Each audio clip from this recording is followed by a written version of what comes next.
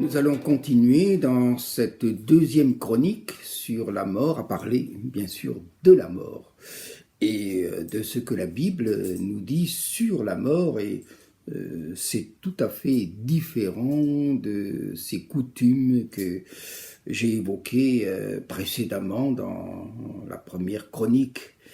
Et c'est pour cela que je vais prendre quelques exemples comme ça dans la Bible et vous montrer Jésus est venu pour mourir. Ça peut surprendre. La venue de Jésus, eh bien, c'est pour mourir. Il a scandalisé d'ailleurs les apôtres quand il leur a annoncé, voilà, le Fils de l'homme va mourir.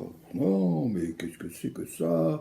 Mais non, nous ne sommes pas d'accord. Et Pierre s'est fait rabrouer par Jésus, quand il lui a dit, mais arrière de moi Satan, parce que ce que tu dis là est contraire à ce pourquoi Dieu, mon Père, m'a envoyé et pourquoi je suis venu sur la terre. C'est pour mourir. On dit pour mourir, mais c'est pas un but, c'est pas un sens, ça n'a pas de sens. Et alors, bien, il développe. Et alors, c'est pour ça que ça nous renvoie à un événement que vous connaissez tous. Et cet événement, c'est la mort de Jésus sur la croix. Il fallait qu'il meure afin que nos péchés soient pardonnés. Mais ce qui se passe à la croix, ben, il y a 3 morts, 3 crucifixions. Il y a la crucifixion du méchant brigand, puis il y a la crucifixion de celui qu'on appellera le bon brigand, et puis il y a la crucifixion de Jésus. Et Jésus est entre les deux, entre le bon et le mauvais brigand. Pas grand-chose les séparer, peut-être 1 mètre. Il y a une personne, un pasteur, est allé à Jérusalem, il m'a dit, je regardais l'endroit, mais il y avait de la place pour mettre 3 croix. L'espace entre les croix devait être d'1 mètre, pas plus. Et il y en a un bien qui a saisi la main de Jésus et qui a cru et qui a reçu le salut. Et puis l'autre l'a refusé. Mais il y en a 3, il y a 3 morts là. Mais dans ces 3 morts, il y a, je dirais, un sens. C'est le sens de notre vie. Parce que la mort de l'un, du brigand, du méchant brigand, c'était plus que des brigands, c'était des terroristes affirmés et confirmés, et bien, qui avaient tué. Et alors, donc, l'un, et il est mort, mais il est mort dans ses péchés. Il est mort avec ses péchés. Et il s'est même moqué de Jésus. Et il s'est associé aux gens qui se moquaient de Jésus. Mais il est mort dans ses péchés. Il est mort avec ses péchés. Et l'autre brigand, celui qu'on appelle le bon brigand, qu'est-ce qu'il a fait? Eh bien, lui, il a dit, souviens-toi de moi quand tu viendras dans ton règne. Autrement dit, il a cru. Il a cru que, quand on parle de règne, ça veut dire il a reconnu que Jésus était le roi. Et que lui, il avait combattu les Romains, peut-être, mais il avait combattu pour un mauvais roi. Et il avait combattu, et maintenant il allait mourir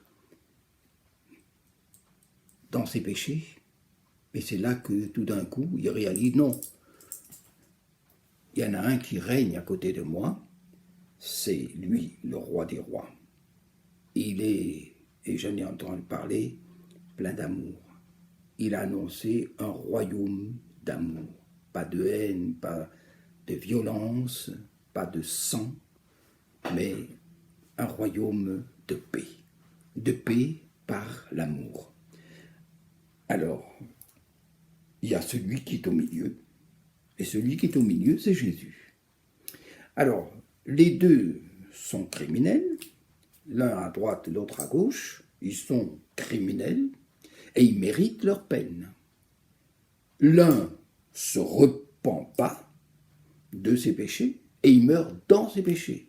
L'autre, réalise que celui qui est à côté de lui, c'est-à-dire Jésus, c'est le roi, et le roi qui pardonne, et il lui dit, pardonne-moi, pardonne mes péchés. Quand tu seras dans ton règne, souviens-toi que j'étais là à côté de toi, et souviens-toi de mes péchés, et je confesse, et maintenant, pardonne-moi. Et Jésus lui donne une réponse, et la réponse c'est, aujourd'hui, je te le déclare, aujourd'hui, tu seras avec moi dans le paradis. Alors, deux morts, l'un est mort dans son péché, avec ses péchés, sans repentance, et l'autre est mort en recevant le pardon de ses péchés, en se repentant. Seigneur, souviens-toi de moi. Et puis au milieu, il y a celui qui est sans péché, qui n'a jamais péché, parce que la parole le déduit qu'il est sans péché. Mais il est celui qui s'est chargé de nos péchés. Et il s'est chargé de nos péchés, et il est devenu, comme on le dit dans l'Ancien Testament, l'agneau de Dieu, ou comme le dit aussi Jean-Baptiste, il est l'agneau de Dieu qui ôte le péché du monde. Il est celui qui se charge de nos péchés, et qui s'est chargé du péché de ce brigand qui se repent, et il se charge de tous les péchés, de tous ceux, de toute l'humanité, qui confesse ses péchés, et qui croit que le sang qu'il a versé sur la croix, et qu'il va verser, efface les péchés. Alors on voit trois morts, mais en fait, au travers de ces trois morts, on voit finalement ce qu'est la mort. C'est-à-dire, il y aura toujours trois morts. Il y a la mort de Jésus, expiatoire, qui ôte les péchés, qui nous réconcilie aussi avec le Père, avec Dieu, et qui ouvre l'accès au paradis. Et puis, il y a la mort, je dirais, du mauvais, du méchant brigand qui reste attaché à ses péchés, qui ne veut pas s'en débarrasser, il veut mourir avec, et qui connaîtra le jugement pour ses péchés qu'il ne veut pas reconnaître et dont il ne veut pas recevoir le pardon. Et puis il y a le bon brigand. Pourquoi est-ce qu'on l'appelle bon? Parce que tout simplement, il réalise dans cet instant que ce Jésus qui est là, il est le roi, et il est le roi qui pardonne, que Dieu a envoyé pour pardonner et effacer les péchés. Et aujourd'hui, nous nous trouvons dans la même situation. C'est-à-dire qu'il y a, d'une part, les personnes qui croient que Jésus pardonne, que Dieu a envoyé Jésus pour mourir. Et c'est ce que, justement, l'apôtre Paul n'avait pas compris. Non, non, non, ça ne t'arrivera pas. Et alors Jésus lui dit, arrière de moi. Arrière de moi. Et puis, il y a ceux qui disent, non, non, nous on ne croit pas.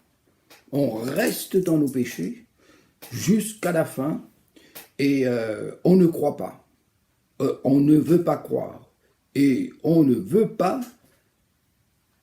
prendre la main d'amour tendue par Dieu pour pardonner nos péchés. C'est pour ça que la fois précédente, c'est-à-dire lors de la chronique précédente, je vous ai lu une partie de ce que l'apôtre Paul dit, écrit plutôt, et à propos du baptême. Là, sur la croix, le bon brigand n'a pas eu le temps d'être baptisé. Mais il a été sauvé par la foi. Par la foi. Il a cru. Et ça a été suffisant. Et alors, c'est le verset 7 que je vais lire. Car celui qui est mort est libre du péché. Ben, c'est vrai. Le bon brigand comme le mauvais brigand, une fois qu'ils sont morts, ils ne peuvent plus pécher. Mais il y a une différence entre les deux. Or, si nous sommes morts avec Christ, nous croyons que nous vivrons aussi avec lui. La différence, c'est qu'il y en a un qui meurt sans Christ, refusant Christ, refusant la main tendue de Dieu, refusant l'amour de Dieu, refusant le pardon, et puis l'autre, eh bien, il saisit cette grâce, il saisit cette grâce, et il dit, sachant que Christ, ressuscité des morts, ne meurt plus. La mort n'a plus de pouvoir sur lui, car il est mort, et c'est pour le péché qu'il est mort, une fois pour toutes, et il est revenu à la vie, et c'est pour Dieu qu'il vit. C'est toute la différence. Et nous sommes là dans cette situation. C'est-à-dire qu'il y a celui qui croit, et ça c'est la foi, qui croit que Jésus est celui qui est mort, et qui a tué la mort. La mort n'a plus de pouvoir sur lui.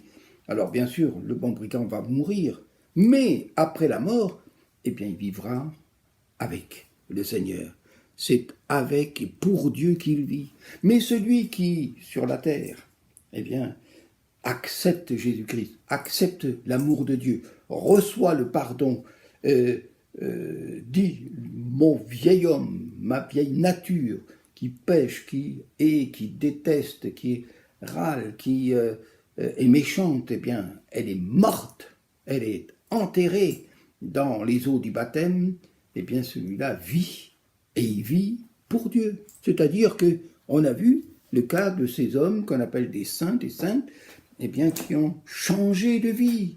Leur vie a complètement changé, parce que tout simplement, eh bien ils sont morts au péché, et ils sont vivants pour Dieu.